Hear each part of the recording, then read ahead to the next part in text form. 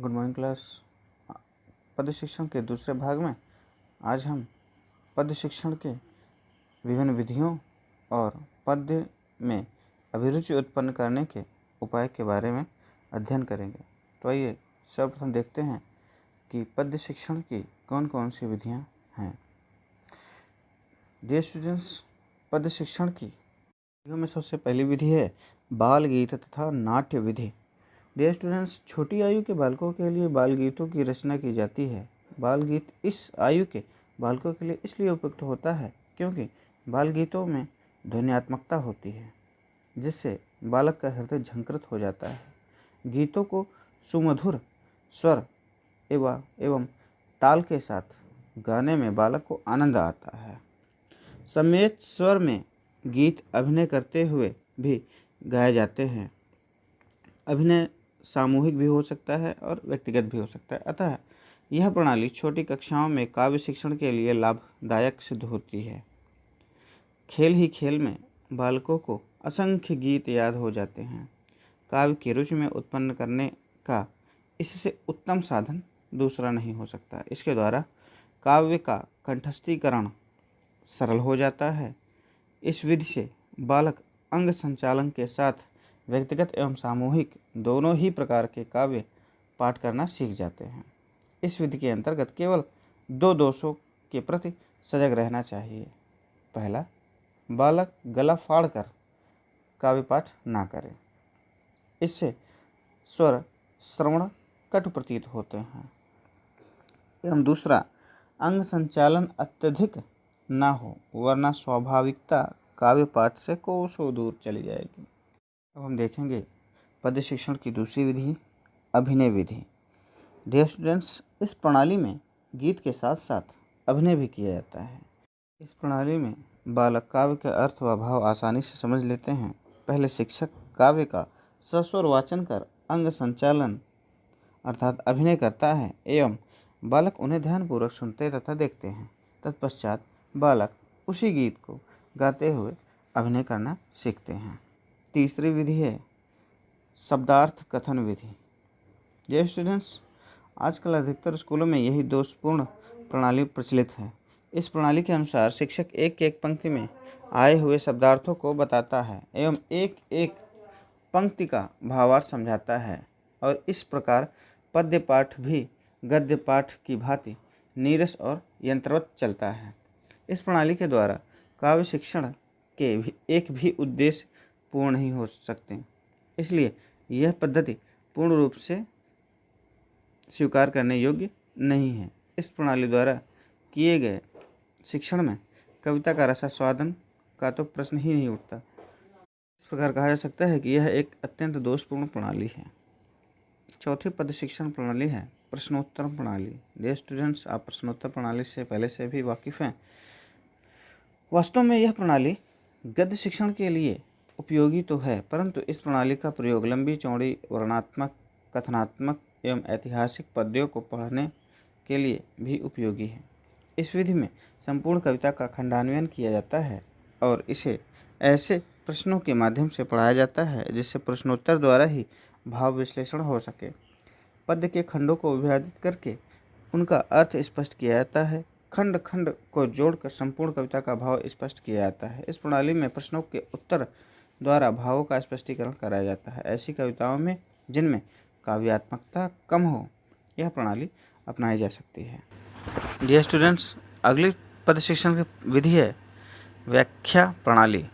माध्यमिक तथा उच्च स्तर के कक्षाओं में इस प्रणाली को अपनाया जा सकता है। इसमें प्रत्येक अनुच्छेद का भावार्थ, शैली, प्रसंग आदि का अध्ययन कराया जाता है। यह प्रणाली भी पूर्ण रूप से अपनाने योग्य नहीं है क्योंकि काव्य सौंदर्य विश्लेषण में नहीं वरन उसकी संपूर्णता में ही निहित होता है। प्राचीन कथा काव्य को पढ़ाने के लिए इस प्रणाली का प्रयोग किया जा सकता है। इस विधि में अर्थ कथन के साथ साथ भाव स्पष्टीकरण एवं सौंदर्यानुभूति पर बल दिया जाता है। इस विधि में अध्यापक सक्रिय एवं विद्यार्थी निष्क्रिय रहते हैं। निम्न कक्षाओं के लिए यह विधि बिल्कुल भी उपयोगी नहीं सिद्ध होती है। अगली पद्य शिक्षण विधि है तुलना प्रणाली। इस प्रणाली के अंतर्गत एक ही पद की तुलना उसी भाषा के अन्य कवियों की कविताओं या पंक्तियों से की जाती है और विभिन्न भाषाओं की पंक्तियों से भी की जाती है। इस प्रणाली का प्रयोग भाव विश्लेषण करते समय आंशिक रूप से किया जा सकता है, किंतु संपूर्ण कविता इसी विधि से पढ़ाया जाना अधिक लाभदायक नहीं है। डियर स्टूडेंट्स, इसी क्रम में अगली पद शिक्षण प्रणाली है समीक्षा प्रणाली। इस प्रणाली का प्रयोग केवल उच्च कक्षाओं में ही हो सकता है। इसका प्रयोग डाल्टन योजना के अंतर्गत होता है। इसमें शिक्षक का कार्य केवल सहायता करना, पुस्तकों के नाम बतलाना एवं संदर्भ पुस्तकों की सूची बनवाना है। इस विधि में शिक्षक विद्यार्थियों की सहायता करता है। इसमें समीक्षा के सिद्धांतों की कसौटी पर प्रत्येक कविता को भाषा, भाव, रस, अलंकार आदि के आधार पर कसकर परखने एवं मूल्यांकन करने का प्रयास किया जाता है। यह प्रणाली तभी सफल हो सकती है जबकि विद्यार्थियों को स्वयं समीक्षा के समस्त सिद्धांतों की जानकारी पहले से हो। अतः यह प्रणाली केवल उन्हीं विद्यार्थियों के लिए उपयुक्त है जिनका मानसिक विकास पर्याप्त रूप से हो चुका है और जिनका विवेक इतना जागृत हो चुका है कि वह प्रत्येक कविता में निहित गुण दोषों का पता लगाकर उसकी समीक्षा कर सके। अगली विधि है रसास्वादन प्रणाली। इस प्रणाली में शिक्षक का उद्देश्य विद्यार्थियों को कविता का अर्थ बताना ही नहीं वरन विद्यार्थियों को कविता का आनंद लेने की क्षमता प्रदान करना भी है। शिक्षक कवि के परिचय, विशेष प्रसंग, प्रेरक स्थल तथा अति आवश्यक व्याख्या आदि की ओर विद्यार्थियों को ध्यान आकर्षित कर उन्हें कविता में रसानुभूति की प्रबल प्रेरणा देता है। विद्यार्थियों में तन मन से कवि की भावनाओं में लिप्त हो जाता है। यह विधि प्रारंभ से लेकर ऊंची कक्षाओं के विद्यार्थियों तक प्रयोग की जा सकती है। तो डियर स्टूडेंट्स, तो ये थी जानकारी पद शिक्षण की विभिन्न शिक्षण विधियों की। अब हम देखते हैं कि प्राथमिक स्तर पर बालकों में पद्य में रुचि उत्पन्न करने के लिए हम किन किन उपायों का प्रयोग कर सकते हैं। पहला है मौलिक कविता लिखने का अभ्यास। बालक को प्रारंभ से ही मौलिक कविता लिखने का अभ्यास कराना चाहिए। प्रारंभ में तुकबंदी, जिसे राइमिंग वर्ड्स कहते हैं, प्रारंभ में तुकबंदी ही संभव होगी, किंतु धीरे धीरे स्तर ऊंचा उठता जाएगा। दूसरे उपाय है कविताओं का कंठस्थीकरण, कविताओं को याद कराना। कविताओं का कंठस्थीकरण अभिरुचि बढ़ाने में अत्यंत सहायक सिद्ध होता है। कविता के सुंदर स्थल, नीति के दोहे आदि यथास्थान पर सुनाने से कभी कभी बिगड़े काम भी बन जाते हैं। अतः विद्यालयों में कविता के सुंदर भावात्मक स्थल कंठस्थ कराने चाहिए ताकि उन्हें कवि की कृतियों को पढ़ने की प्रेरणा मिल सके।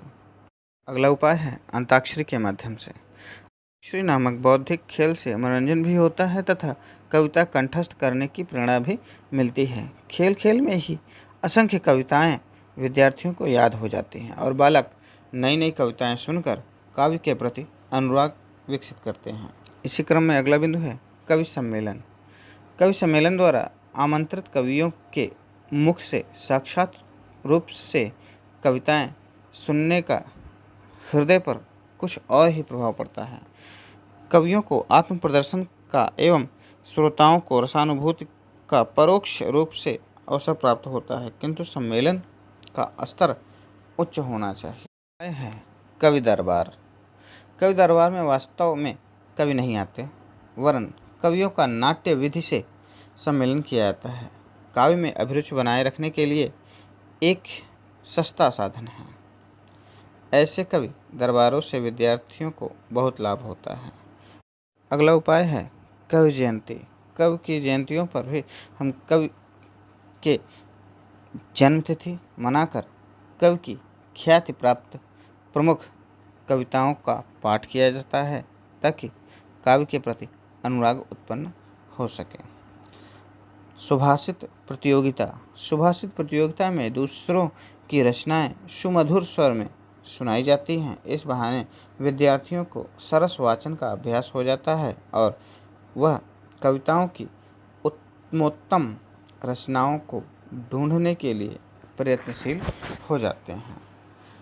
अगला उपाय है समस्या पूर्ति। समस्या पूर्ति प्रतियोगिता मध्यकालीन राजाओं के दरबार में हुआ करती थी। राजा द्वारा एक पंक्ति समस्या के रूप में पढ़ दी जाती थी और कवि लोग उसकी पूर्ति करने हेतु आगे की पंक्तियों को जोड़ देते थे।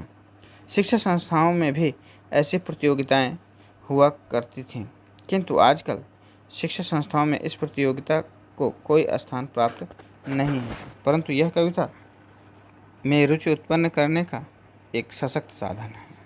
तो डियर स्टूडेंट, ये थी जानकारी प्रारंभिक स्तर में पद्य में अभिरुचि उत्पन्न करने के उपाय के बारे में।